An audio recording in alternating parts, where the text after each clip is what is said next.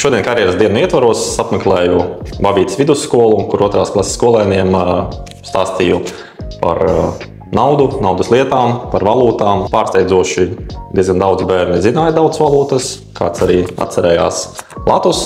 Bērniem vēl nav īsti saprašanas par to, kāpēc vienā valstī 500 000 ir maza nauda, bet mums 500 000 ir ļoti daudz. Tāpēc es domāju, šie bērni zinās to naudas vērtību, kā arī zinās, kā atpazīt viltojumus, un komandas tika ļoti labi galā ar saviem uzdevumiem. Viņam vajadzēja starp viltojumiem atrast īstas banknotes, un pilnīgi viss īstās tika izšķirots no viltotajām.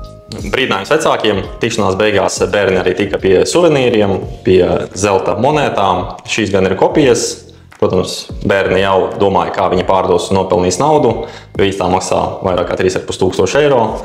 Tāpēc no viņiem nepērciet, un arī tālāk nemēģiniet pārdot kādam citam.